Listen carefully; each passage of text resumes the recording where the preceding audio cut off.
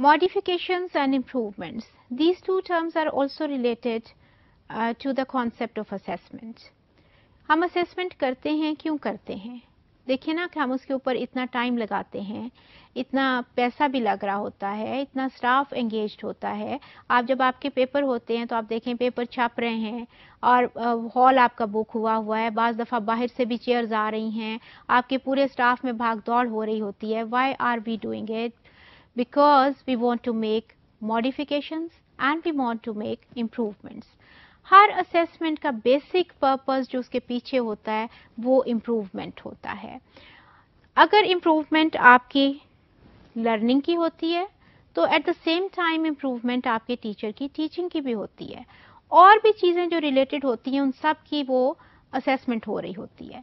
और इस असेसमेंट की बेसिस पे हमने मॉडिफिकेशंस करनी होती हैं कि ये इस क्लास में इतने ए ग्रेडर्स रहे हैं, इतने लोग फेल हो गए, क्यों हो गए, इतने लोगों का ग्रेड अच्छा नहीं आया, क्यों आया, और अगर अच्छा आया तो उसके पीछे क्या क्या वो मेथडोलॉजी यूज़ हो रही थी, मटेरियल क्यों यूज़ हो रहे थे.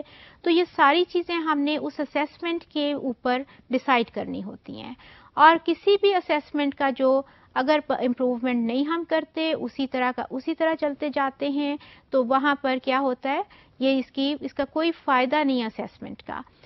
आप देखें किसी भी ऑर्गेनाइजेशन का एसेंशियल पार्ट है, और बल्कि बाहर के मुल्कों में तो एक एवेल्युएशंस असेसमेंट्स का बिल्कुल एक डिपार्टमेंट और अलग होता है जो कि उसको वो डील कर रहा होता है.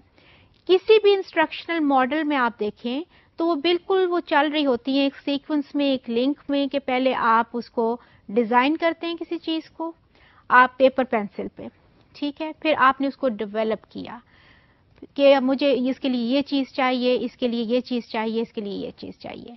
आपके टीचर का जो लेसन प्लान है वो डिज़ाइनिंग है, और वो उस डिज़ाइनिंग की बेसिस पे जब वो किताब लाते हैं, एक उन्होंने वीडियो डाला है, एक पावर पॉइंट बनाया है, ये उनकी डेवलपमेंट है. फिर इम्प्लीमेंटेशन है, उसको जब वो क्लासरूम में लाते हैं, आपको पढ़ाते हैं, तो वो इम्प्लीमेंटेशन है उसकी, उस डिज़ाइन की, उस डेवलपमेंट को, उसको उन्होंने एक्चुअली इम्प्लीमेंट कर दिया है उस क्लासरूम में उन स्टूडेंट्स के साथ. उन्होंने एक्चुअली उसको वो उस डिज़ाइन को अपने को आजमा लिया है, एक्सपीरियंस किया है, उसको लगा दिया है. और फिर इस सारे की एंड पे एवेल्युएशन होती है, और उस सारे से मकसद क्या होता है कि आपने मॉडिफिकेशन करनी है, इम्प्रूवमेंट करनी है. काहे के लिए? क्योंकि ये काम तो आप कर रहा है, उसको आपने फ्यूचर में यूज करना होता है.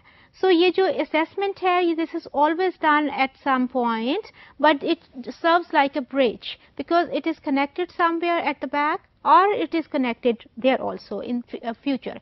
क्योंकि आपने इसके बेसिस पे आपने असेसमेंट्स करनी है फॉर फ्यूचर के लिए, और आपने डिसीजन करने हैं फ्यूचर प्लानिंग के लिए, ये चीज़ हमने चेंज करनी है, ये चीज़ बेहतर करनी है. अगर आप इसको चेंज नहीं करते, कोई बेहतरी नहीं लाते, तो इसका मतलब है कि असेसमेंट का कोई फ़ायदा नहीं है, and you have wasted all of the things which have been employed in the process of assessment.